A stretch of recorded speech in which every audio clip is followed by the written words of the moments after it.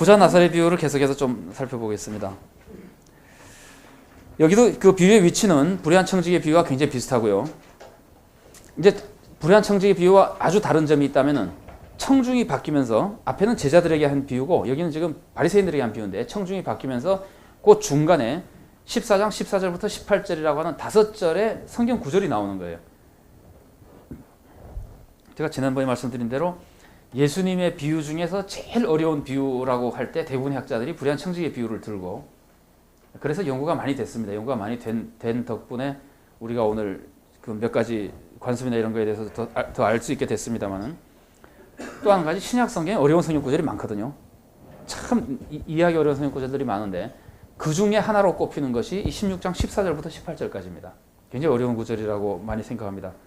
그러나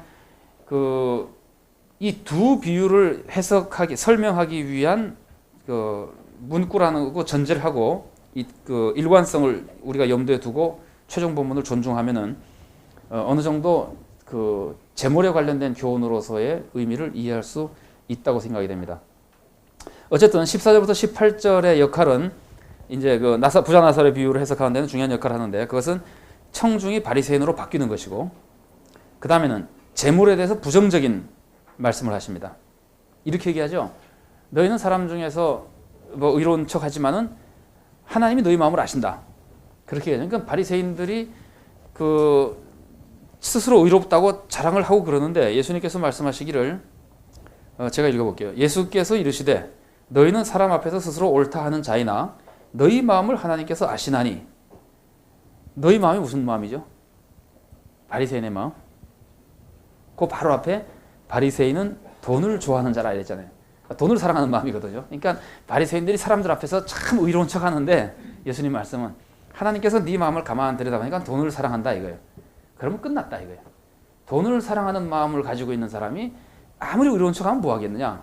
그래서 돈에 대한 아주 부정적인 이미지와 위험성을 보여주고요. 그 다음 구절도 만만하지 않습니다. 사람 중에 높임을 받는 그것은이라고 할 때 우리가 이거를 이렇게 해석하는 경우가 많은데 옳은 것 같지 않아요. 바리새인들이 사람 중에서 높임을 받으려고 하는 그 스스로 의로운 척하고 교만한 것을 하나님이 싫어한다고 해석하기 쉬운데 이건 그런 뜻이라고 생각되지 않습니다. 우리나라 성경을 가만히 보면은요, 높임을 받는 그것은 이렇게 돼 있죠.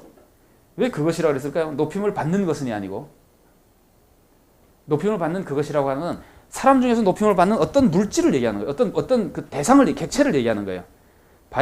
하나님으로서 사람으로부터 높임을 받는 교만한 자세나 그 상태를 얘기하는 게 아니라 높임 받는 상태를 얘기하는 게 아니라 높임 받고 있는 어떤 것을 얘기하는 거예요. 그게 뭐겠어요? 여기서 돈입니다. 돈. 사람들로부터 높임을 받는 그 돈이 하나님 앞에서는 오히려 가증한 것이다. 그래서 이 돈의 위험성을 보여주는 겁니다. 그러니까 돈 자체는 중립이라고 보는 게 좋겠습니다만은 일단 사람들이 그 유혹 때문에 하나님을 섬기는데 실패한다는 것 때문에 위험성을 보여주는 재물에 대한 부정적인 말씀을 보여주고 16절에서는 새 시대에 대한 말씀을 보여주고요. 새 시대에 대한 말씀 중에서도 좀 어려운 말씀이 16절에 보면은 사람마다 그리로 침입하느니라 그러죠. 침입하느니라는 말이 누가복음에서는요.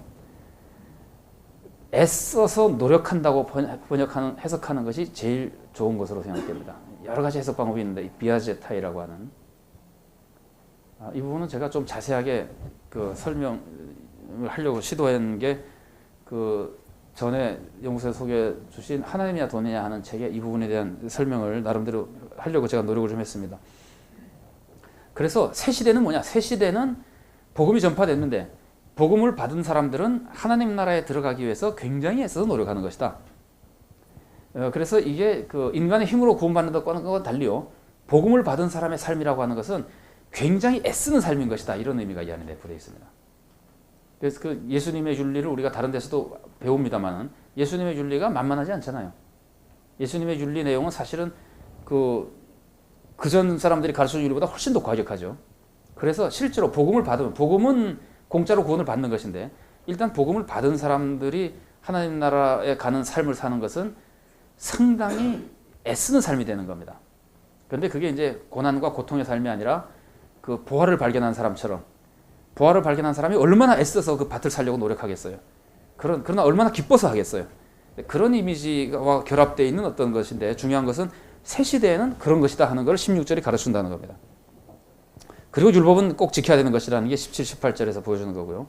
이런 것들로 준비를 시켜놓은 다음에 부자 나설의 비유를 얘기하시는 겁니다. 그러니까 부자 나설의 비유는 새 시대이며 하나님 말씀대로 사는 것이 중요하다는 것, 재물이라고 하는 것은 상당히 우리가 잘 다루지 않으면 위험하다고 하는 것, 이런 것들을 전제하고 읽어야지만 부자 나설의 비유를 잘 해석할 수 있게 된다고 볼 수 있습니다. 그게 이제 배경으로 문맥으로서 그 역할을 해주는 겁니다. 배경은 아까도 말씀드렸으니까 안 봐도 될 것 같고요. 비유의 구조는 이것도 현세와 내세 상황을 설명해 주면서 그 교훈을 주시려고 하는 것이고 알레고리적인 성격은 거의 없습니다. 그 다음에는 이 구조는 여러 가지로 분류할 수 있는데 저는 그냥 이런 분류 방법을 소개를 해드리고 싶습니다. 화자가 사건을 이야기해주는 이야기체 부분하고 화자가 부자가 살았다, 가난한 사람도 살고 어떻게 살다 죽었고 천국에 가고 이런 얘기 쭉 해주는 부분하고 그 다음에는 등장인물들 간의 대화체로 쭉 이어지는 부분이 있습니다.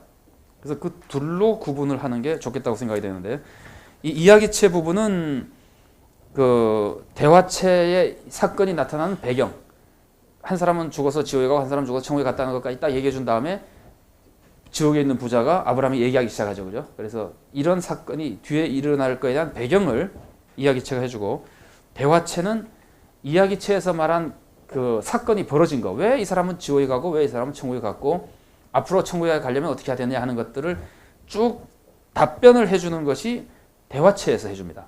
대화체에서 두 가지입니다. 크게 보면은 왜 지옥 갔느냐, 그 다음에 어떻게 하면 안 가느냐 하는 그 두 가지를 대화체를 통해서 가르쳐 주는 그런 상호 관계를 가지고 있습니다. 그 각각은 이야기체 부분은 교차 대칭법, 여러분이 보시는 자료에 나와 있는 대로 교차 대칭법으로 되어 있고요.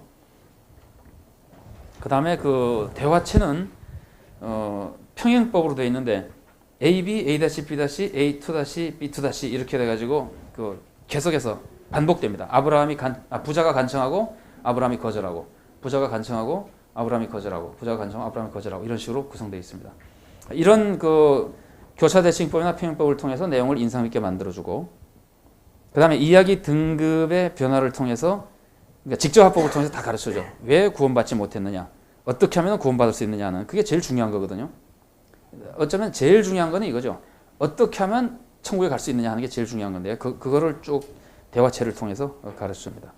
그 다음에는 그 운명의 대조를 여러 가지 대조를 보여줌으로써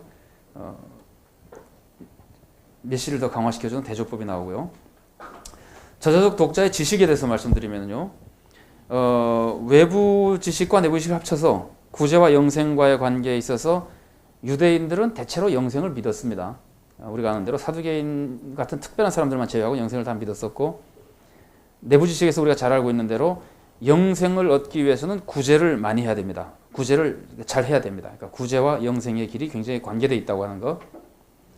그런데 그 유대인들도요, 구제의 중요성을 많이 얘기했었습니다. 그런데 유대인들은 구제에 대한 중요성을 얘기할 때 그 구제의 법적인 한계를 뒀었어요. 그래서 아무리 많이 구제해도 20% 이상 하면 안 된다. 그래서 어떤 사람이 구제를 해야 되겠다고 감동을 받았잖아요. 그럼 구제를 딱 해야 되겠다 할 때 그 첫 구제는 전 재산의 20%까지만 할 수 있습니다. 그 이상 하면 안 됩니다. 그 법으로는 참 잘 만든 법 같아요. 제가 보기에는요. 제가 조금 이따 그런 말씀 나눌 기회가 있겠습니다만 법과 삶의 기준하고는 좀 삶의 그 규모하고 좀 다릅니다. 근데 법으로는 참 잘 맞는 것 같아요. 20%라고 하는 게. 그러고 이제부터 나는 계속 구제하겠다 그럴 때는 연봉의 20%까지만 해야 됩니다. 근데 그렇게 하는 이유는 그 사람이 계속 구제하는 삶을 살 수 있도록 하기 위해서. 한번 다 구제해버리고 나면 그다음에 구제 못하잖아요. 계속 구제하는 삶을 살 수 있도록 하기 위해서이고, 또 한 가지는 자기가 거지가 되지 않도록, 달리 말하면 자기가 남에게 짐이 되지 않도록 하기 위해서. 그래서 자기 재산을 최선을 다해서 관리하면서 유용하게 쓰고 하기 위해서 구제를 강조하지만 제한을 뒀었어요.